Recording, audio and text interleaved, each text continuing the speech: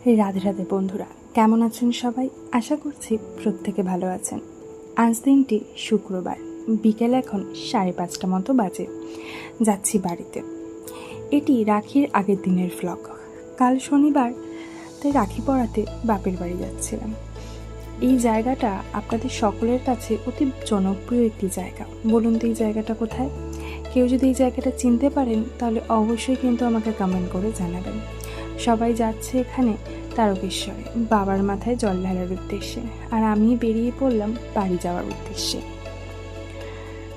বিয়ের পর এটা আমার প্রথম রাখি, তাই আগের দিনই বেরিয়ে পড়েছিলাম, কারণ শনিবার দিন সকালবেলা ঘুম থেকে উঠে রাখি পরিয়ে বিকেলবেলা আবার শ্বশুরবাড়িতে ফিরে আসবো। তাই এখান থেকে বাস ধরে তারপরেই বাড়ি যাব।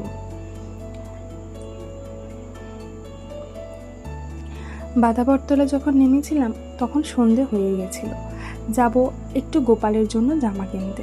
প্রত্যেক বছরই গোপালকে রাখি পরিয়ে একটি করে জামা উপহার দিই।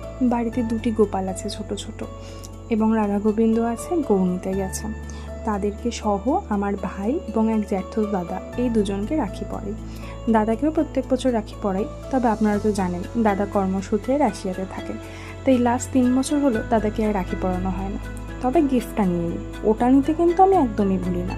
এখানে দেখুন রং বেরঙের অনেক রকম রাখি আছে। এবছর রাধারানীর জন্য একটি রাখি নিয়েছিলাম। জয় বলেছিল যে রাধারানীর জন্য একটি রাখি নিয়ে যাস, খুব সুন্দর লটকান ঝোলানো রাখি, বেশ ভালো লেগেছে। প্রায় 8:30 মতো বাজে বাড়িতে চলে এসেছিলাম।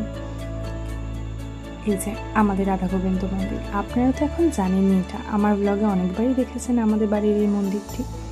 বাড়িতে যখন এসেছিলাম তখন মন্দিরে শয়ন দেওয়া হয়ে গেছিল, তাই গোবিন্দ দর্শন তখনও করে উঠতে পারিনি। তাই পরের দিনই গোবিন্দ দর্শন একেবারে করব। এই যে এটি আমাদের বাড়ি। মায়ের সাথে কথাবার্তা বলে একেবারে রাত্রিবেলা খাওয়ার খেয়ে ওপরে উঠেছিলাম। কতদিন পর যে বাপের বাড়ি আসলাম সে আর বলতে। এসে দেখলাম বেশ টেবিলের উপর সুন্দর একটি ফুলের টব লাগানো।